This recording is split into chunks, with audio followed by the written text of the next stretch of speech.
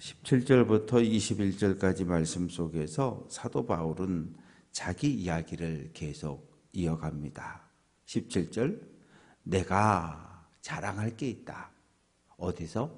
그리스도 예수 안에서 내가 자랑할 게 있다.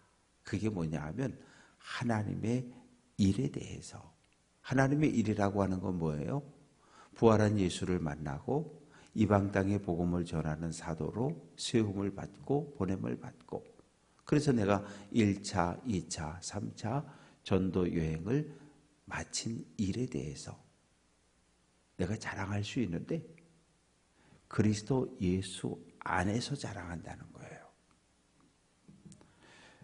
18절 말씀 보면 예수께서 이방인들을 예수 믿고 구원받게 하기 위해서 나를 통해 역사했다는 거예요.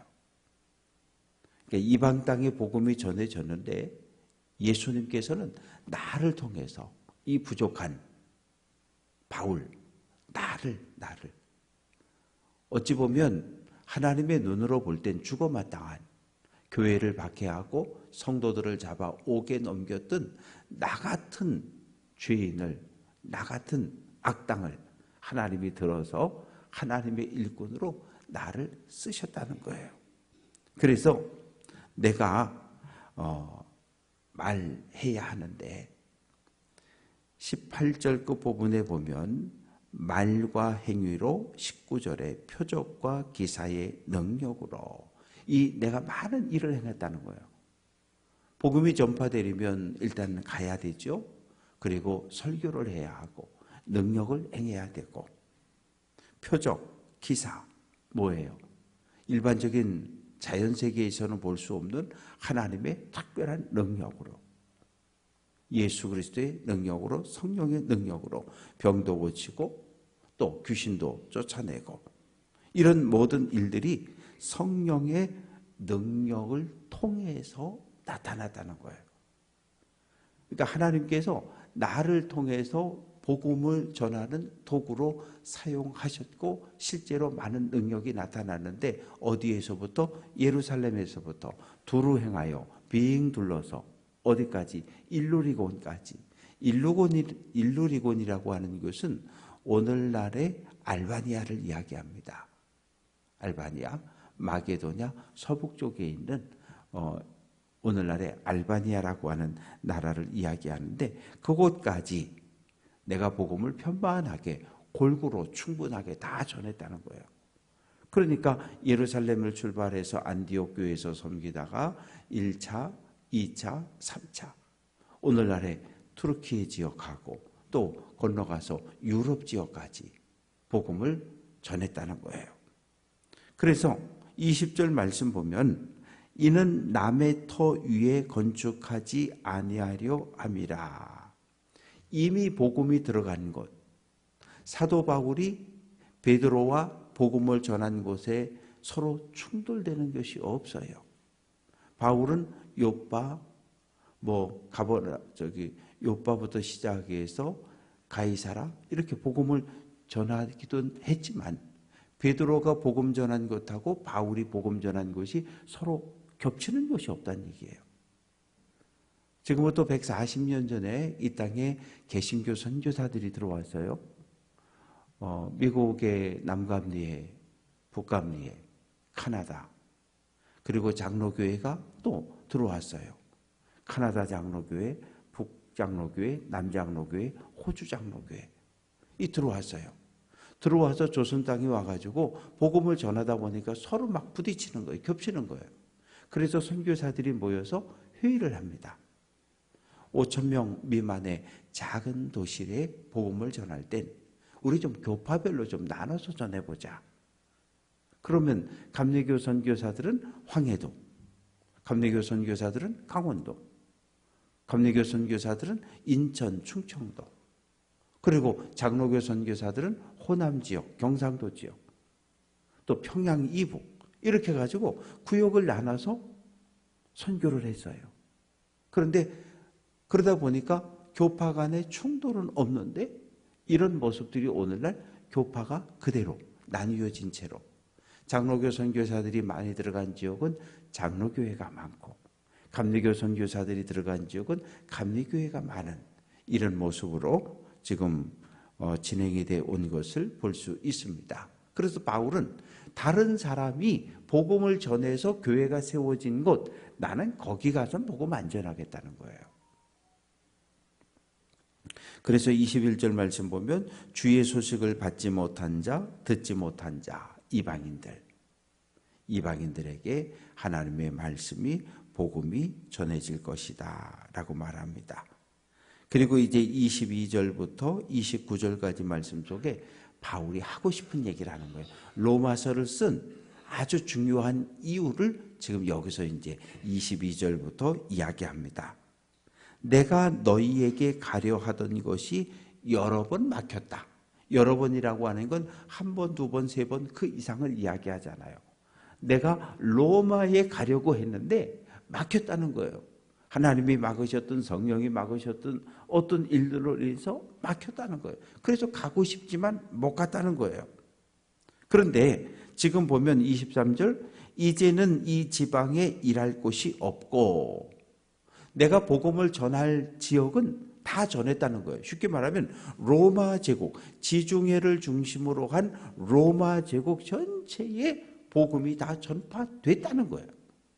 그래서 내가 더 이상 복음을 전할 곳이 없어서 이제는 내가 여러 해 전부터 언제든지 서바나로 갈 때에 너희에게 가기를 바라고 있었다. 서바나라고 하는 것은 그 당시 사람들, 지금부터 2000년 전 사람들은 서바나, 스페인을 지구의 끝이라고 생각했어요. 스페인에서 멀리 바다 끝, 수평선 그 끝이 뚝 떨어지는, 그러면 배가 가다가 거기서 뚝 떨어지면 죽는다고 생각했거든요. 이 세상의 끝이 그 당시에는 서바나였어요. 스페인이었어요. 그 내가 거기를 이제 가야 되겠다는 거예요. 로마 제국은 다 전했고 아무도 가보지 않은 내가 스페인까지 가서 복음을 전하고 싶은데, 스페인에 가기 전에 먼저 로마 교회를 가고 싶다는 거예요. 로마 교회 가서 너희와 교제하고 너희에게 복음을 전하고 너희와 함께 사귐을 가진 후에 24절 끝부분 보면 너희가 그리로 보내주기를 바람이라. 안디옥 교회가 바나바와 바울을 파송해서 1차 전도 여행을 보내줬던 것처럼 로마 교회가 나에게 좀 선교비를 후원해서 내가 그 선교비를 가지고 스페인에 선교 갈 수 있도록 로마 교회가 나를 좀 도와줬으면 좋겠다. 이 부탁을 지금 이야기하고 있습니다. 그런데 지금은 25절, 이제는 내가 성도를 섬기는 일로 예루살렘에 간다. 로마 교회 가기 전에 내가 해야 할 일이 하나 남아있는데 예루살렘 교회를 갔다 와야 된다는 거예요. 그럼 왜냐하면 26절, 마게도냐 그리고 아가야, 오늘날의 그리스 지역입니다. 이쪽의 교회들이 사랑의 헌금을 거둬줬어요. 왜냐하면 40년대 후반 50년대 초반에 예루살렘에 3년 넘도록 계속해서 기근이 들었어요. 그런데 그 당시 초대교회와 유대교는 갈등 관계였어요. 복음이 흥황하고 교회가 세워지고 성도가 늘어나면서 회당을 떠나서 교회로 오는 사람들이 많아졌어요. 그런데 어떤 일이 벌어졌냐 하면 기근이 들고 흉년이 들고 먹을 것이 떨어졌어요. 그러면 요즘 기근이 들고 뭐 풍수해가 나고 홍수가 나고 그러면 정부에서 그 지역을 자연재해 지역으로 선포하고 그리고 막 후원을 해주잖아요. 그 당시 유대교가 모든 돈과 물자를 가지고 있었는데 유대교를 떠난 기독교인들에게는 구제와 후원을 하지 않았던 거예요. 그러니까 초대 예루살렘 교회 성도들이 경제적으로 대단히 궁핍한 삶에 처할 수밖에 없었어요.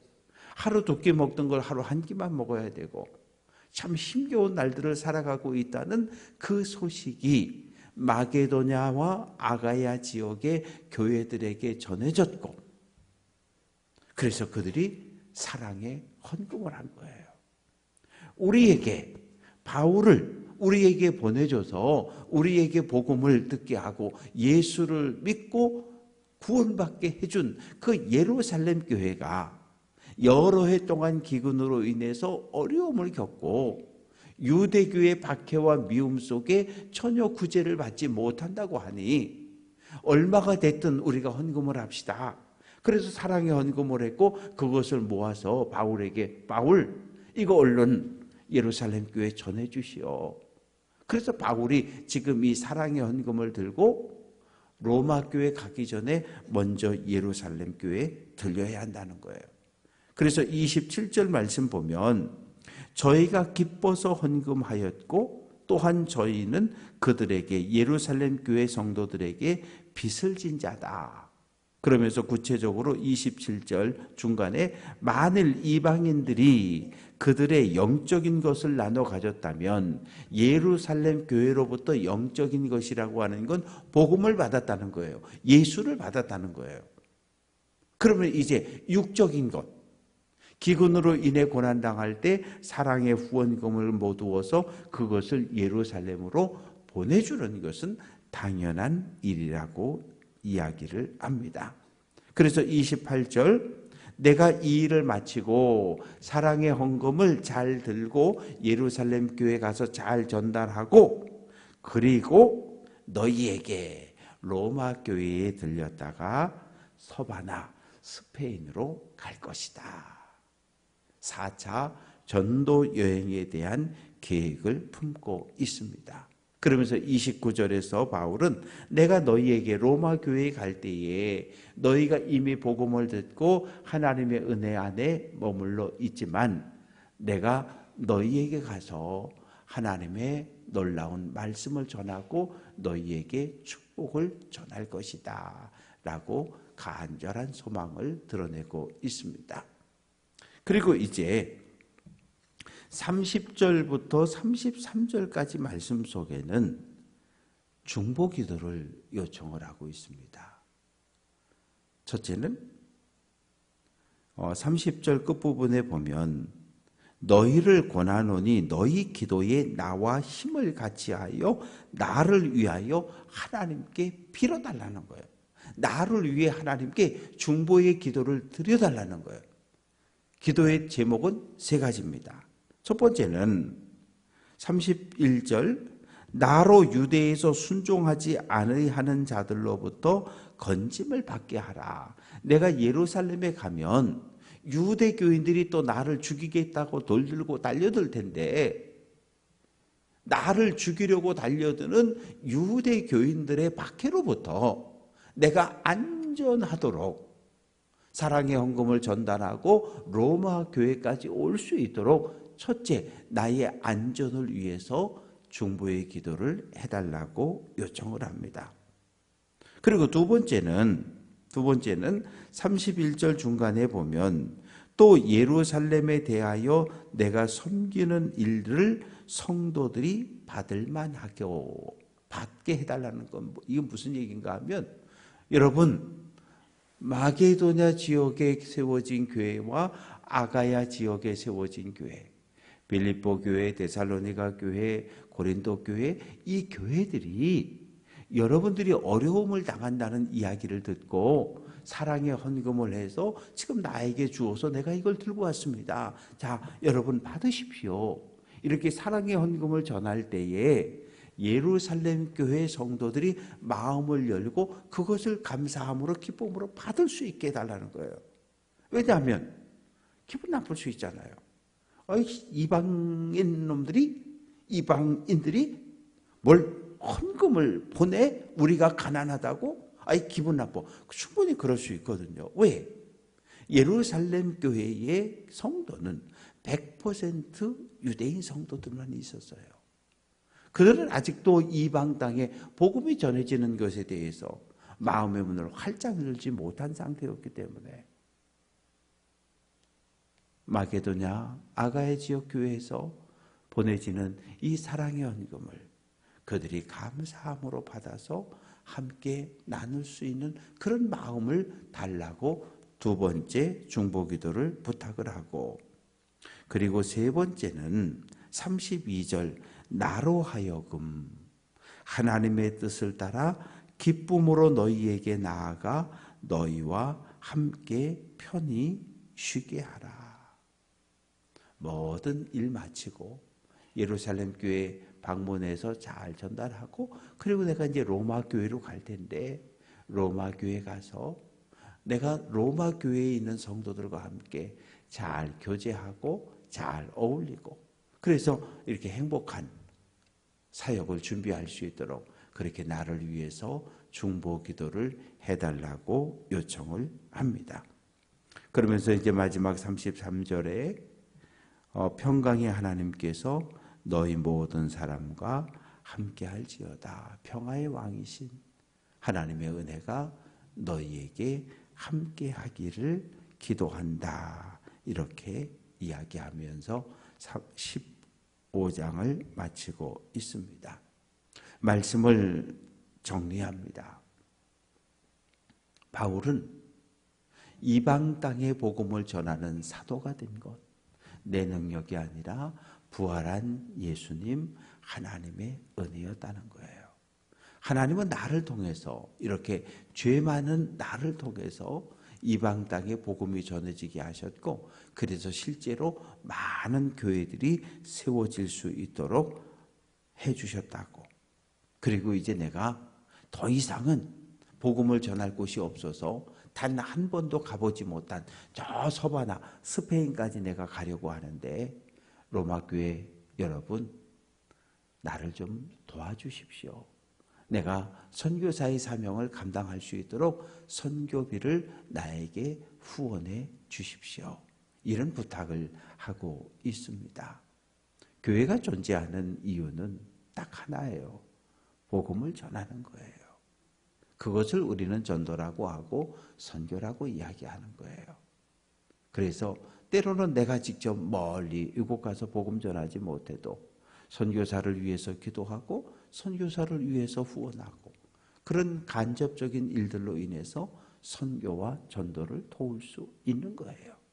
그래서 이 땅의 모든 교회가 세워진 목적이 복음이 전해하는 것이라고 하는 것을 기억하고, 오늘 한 날도 사랑하는 가족들, 아직 복음을 영접하지 못한 친구들, 이웃들을 위해서 기도하는 귀한 성도들 될 수 있기를 주님의 이름으로 부탁드립니다.